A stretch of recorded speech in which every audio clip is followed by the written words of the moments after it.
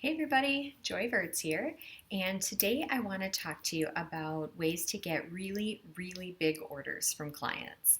And I have a very simple four-step process for getting really big orders from our clients, and here's how it works. So, the first thing that we do is we explain to them that we're going to go through and we're going to narrow down our images. So after we do our slideshow, we let our clients go through ProSelect and we narrow down our images. So let's say we start with 50 images that we show a client. They're just going to give us their first reaction. Yes, they like it, they want to keep looking at it, or no, it's not one of their favorites. Now, for the most part, our clients are going to end up with usually somewhere around 33 to 37 or so that they really like. So, big mistake number one that I see photographers make is they go ahead then and have their clients, narrow down yet again. Now, I personally think that that's actually really insulting because your clients have gone through and they've already told you that they love those images and they've said yes to those images, and now you're telling them that they need to narrow down again. So what I do instead is, this is my first step, is I actually will try to sell them a product where they can have all of those images because they've already said that they like them. So I try to offer them something where they can get all those images. That could be in the form of an image box, something like an album, or maybe even digital files. So sometimes they'll say yes, sometimes they'll say no. Very often they do say yes, and then what we can do is move on from there. And then I'd like to work on wall art. So first I offer them something where they can get all the images. Second, I like to offer them something like wall art. And knowing that they can get all the images, now we can get a little bit more ruthless and we can narrow down a little further. So I might actually pull up all the images again that they've said yes to, and I'll say, first, do we know if we want it to be vertical or horizontal?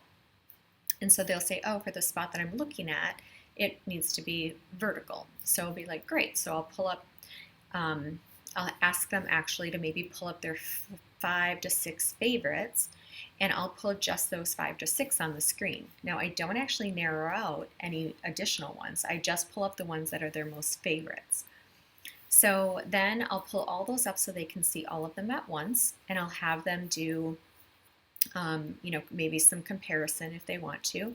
But for the most part, looking at, 4, 5, 6 images at a time, they can then decide which of those they like the best. So that's going to be our wall art. Now, mistake number two that I see photographers make is they will then go on and say, okay, so now let's move on to, gift prints or whatever it is. What I like to do is say, okay, which wall would you like to work on next?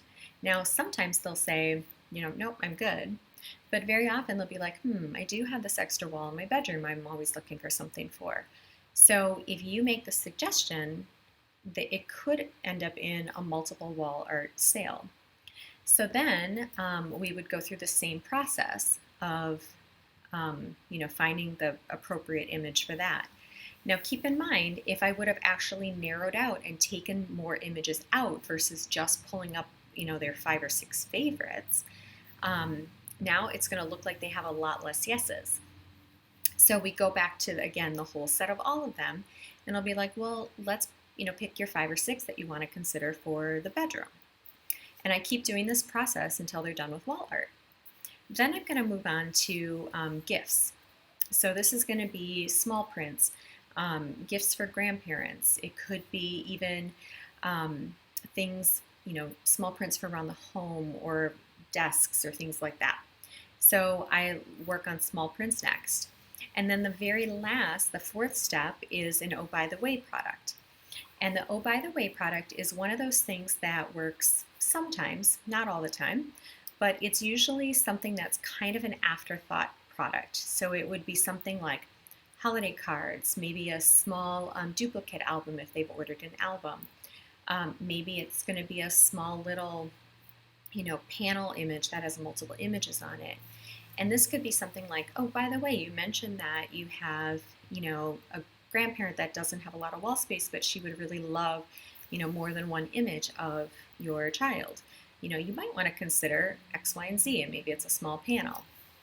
So that way, you're suggesting you get one more product that maybe they're not necessarily thinking of that could be an add-on sale of another, couple $100s. So again, the 4 steps are: first, finding a product of something that is going to include a lot of the images or all their yeses. 2, working on wall art. 3, working on gifts. And then 4, an oh by the way product. So hopefully you loved these little tips for you. And if you did, please comment below and share. And please share it with your friends. And then check out joynewbook.com.